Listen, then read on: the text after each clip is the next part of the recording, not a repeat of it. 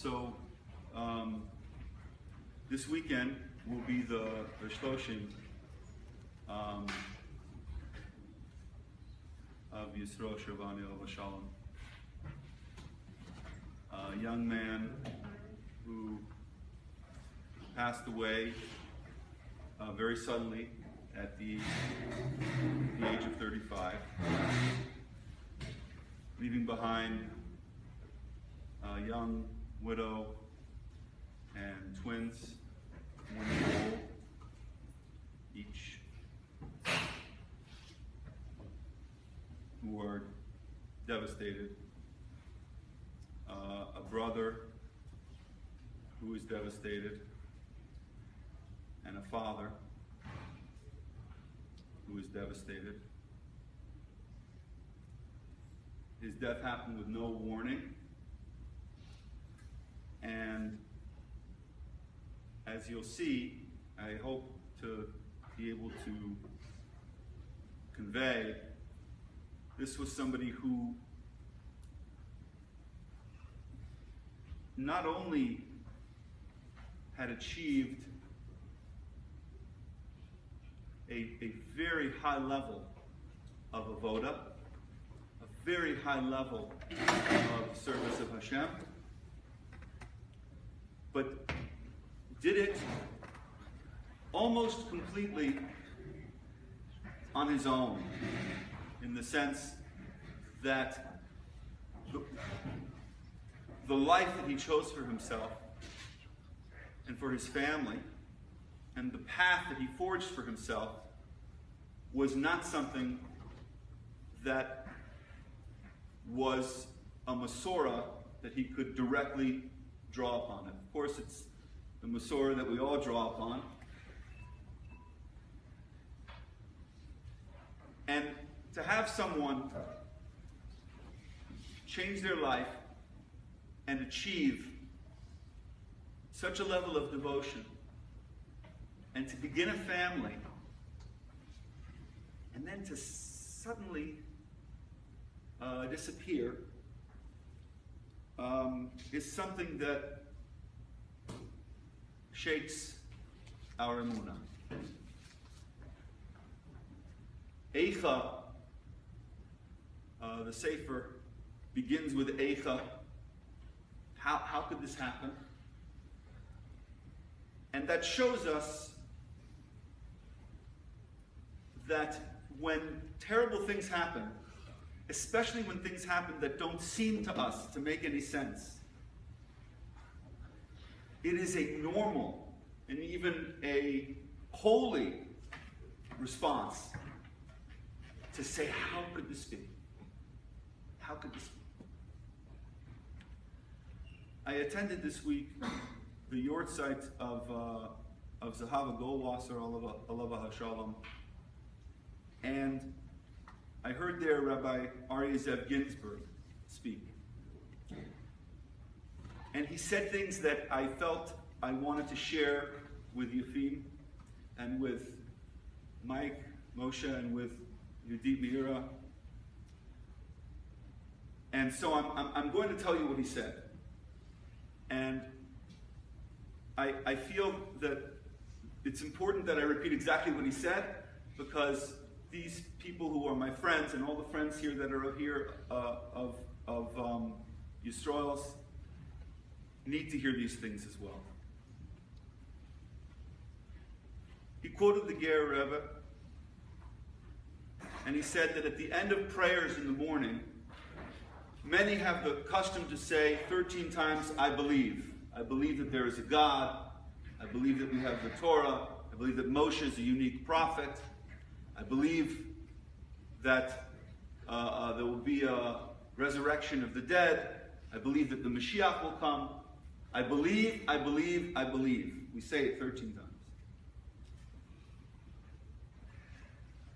But we never say, Ani mevin. I understand. We never say, I understand. Because in this world, we're not meant to understand. And we often don't understand.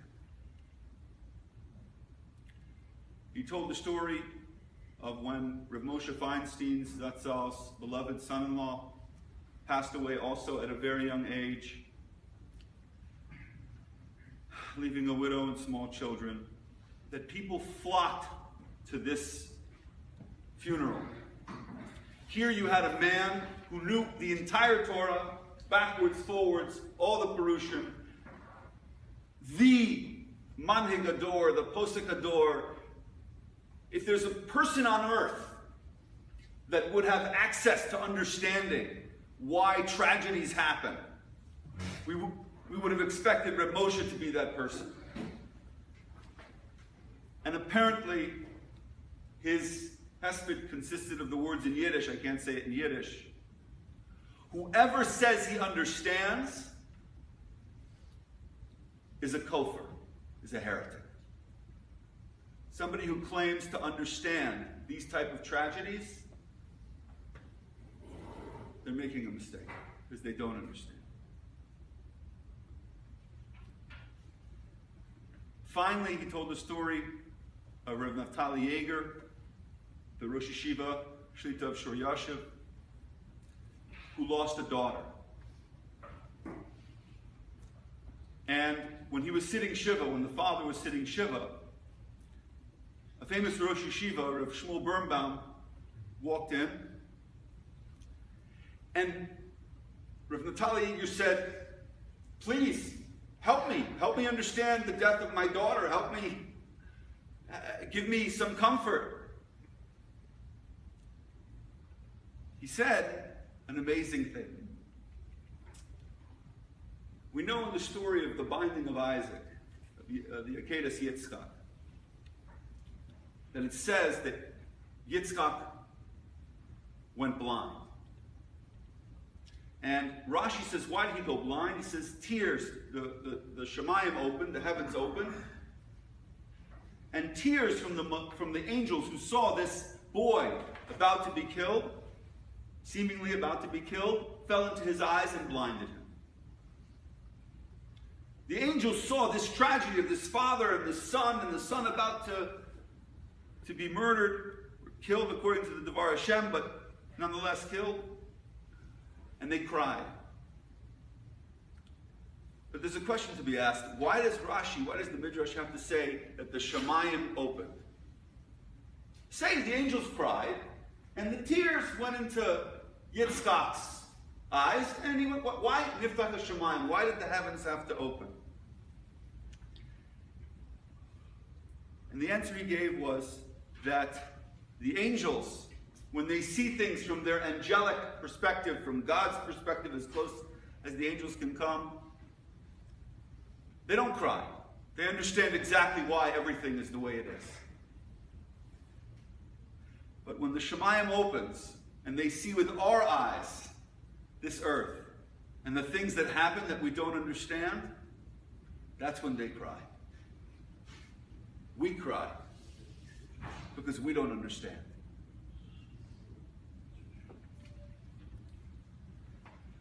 I want to speak a little bit about Yisroel.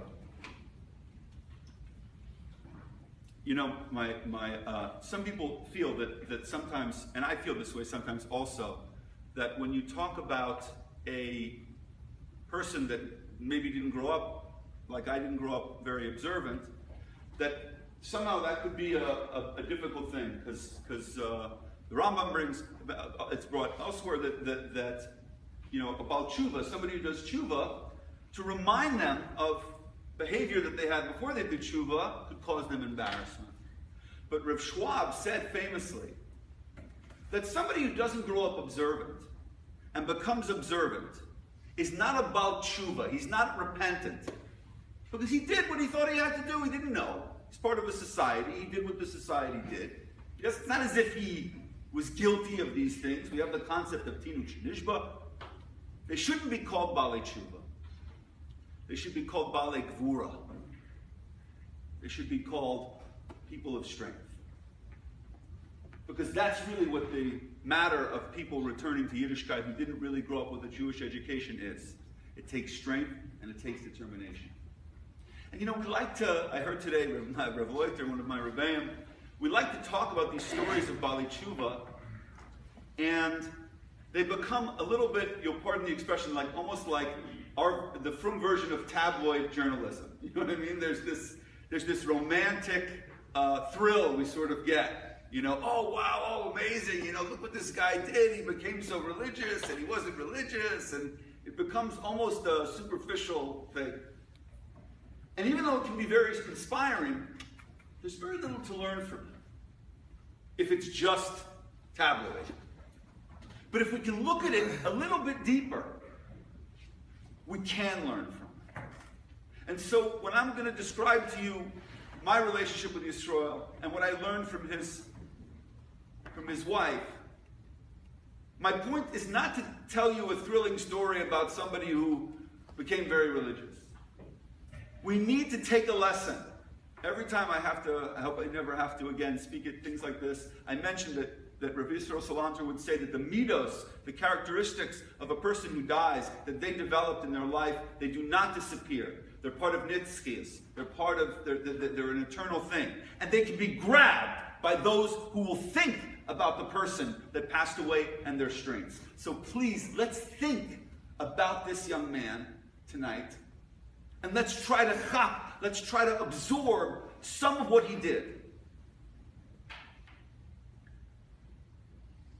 Yisroel was what my dad would have called FFF, which my wife is laughing.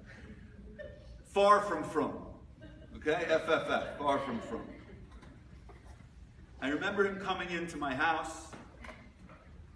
He had a gold chain around his neck, and he had a baseball cap, kind of, askew,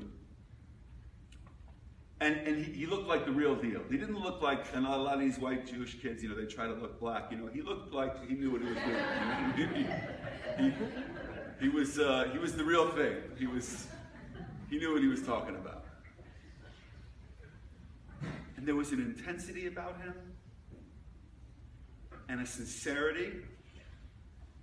And I said, come to shul with me, come to, I think it was like Mincha or Marav. He said, no, I can't go dressed like this. What's his sensitivity? I can't. It happens. He's not the only one. I have other people that I've met also, they have that sensitivity. But you see in that sensitivity already the beginnings of something. He said, no, come. And he was very sensitive. He came, he felt people looked at him. He didn't like that. And then he came for Shabbos a few times. His brother brought him. And I said this at the Hespedim before, and I'll tell you, I'll share it with you.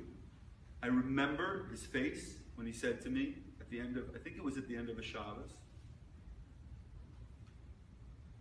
I didn't know that there was a way to live your life correctly. I didn't know that there existed a way. And now I know there's a way. So he wanted to check out Or Sameach Monsey. And he went to check out Or Sameach Monsey, and he didn't leave. He stayed there.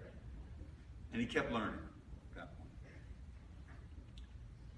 He didn't know Aleph Beis. He didn't know words like halacha, minhagim, chasidut. He didn't know any of them.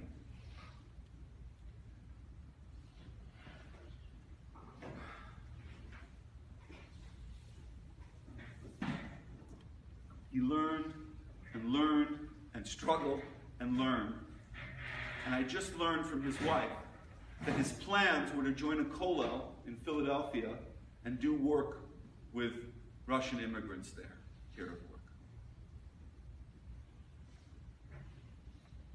I have one other student that entered Hasidus and also became serious like this, but it's not a common thing to see. Let me tell you a few things about Yisroel, the madrega that he reached in his avoda.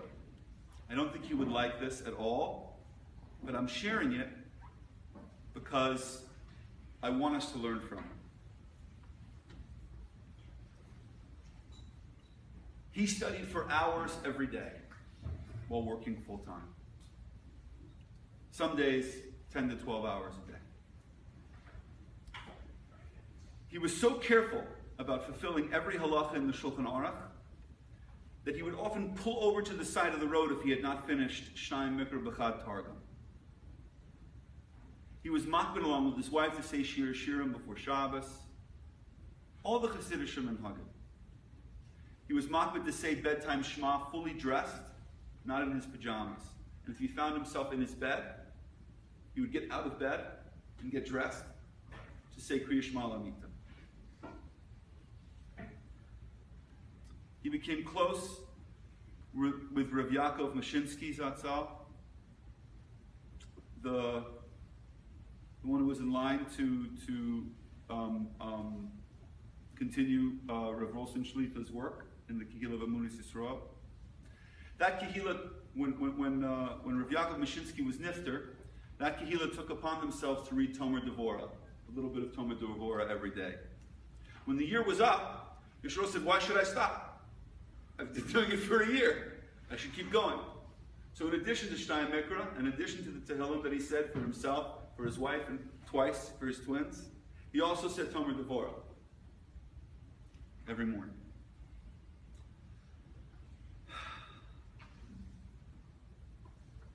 One Shabbos, they got stuck, he and his Rebbetzin.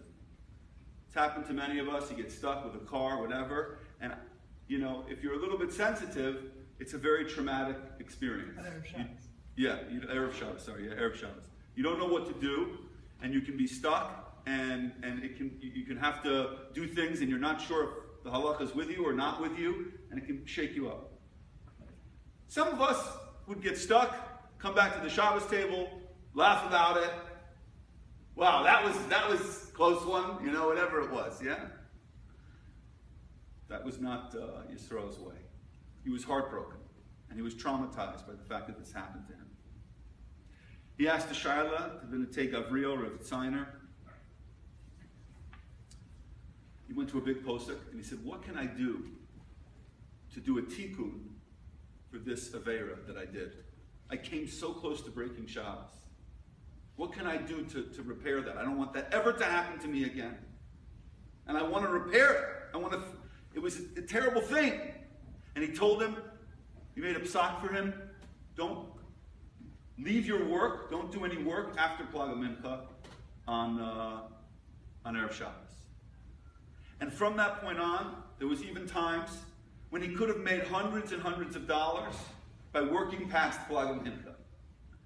And at 5 minutes to Plag, he would leave where he was, and he would stop working.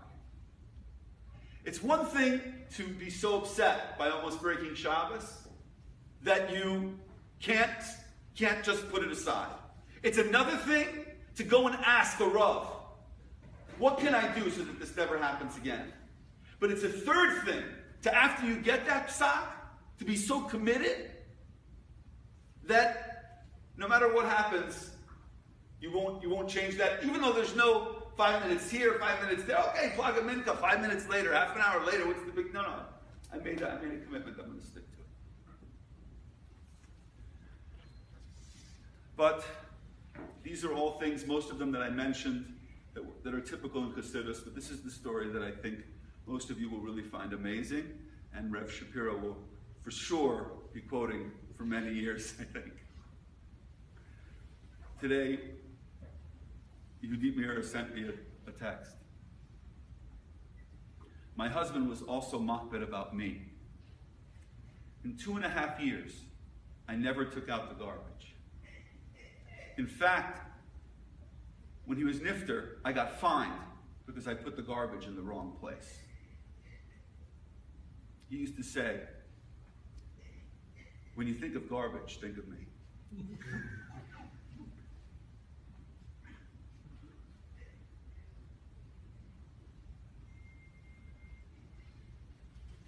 He was davening once and he laughed a little at somebody who was davening and he didn't understand. Whatever, the person was davening in a funny way and he laughed. And he came home in tears. I think I embarrassed this person. What am I going to do about this?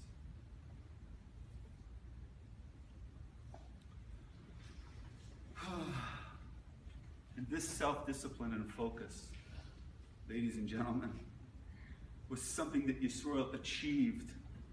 His friends who met him were floored by the person that he had become, the person he'd chosen to become. And not only did he achieve all that, but he achieved it with a smile and a simcha. With no offense to any of my students, I think he had the best smile of any of them. That guy would smile that lit up a room. Some of you may have noticed that on the flyer for this event, announcing this event, I put Ovadia Freiberg. I didn't put my English name, Sag. That was inspired by Yisroel. I decided that I'm going to do my best, Linetter, to when I have to write my name, to write Ovadia. It's my own attempt to absorb some of his purity and some of his zrizus into my own life and my own avoda. We have to be inspired by Yisroel. We have to grasp each day and live it to the fullest. We must understand, as he understood, that the only thing that we have to do in life is reach our full potential as servants of God. How do we move on? I want to quote from the hesped that I heard again from Rav Ginsburg, because I was so struck by everything he said. We say, Esa einai elehari me'ayin yirvo ezri. I lift up my eyes to the mountains, where will come my help?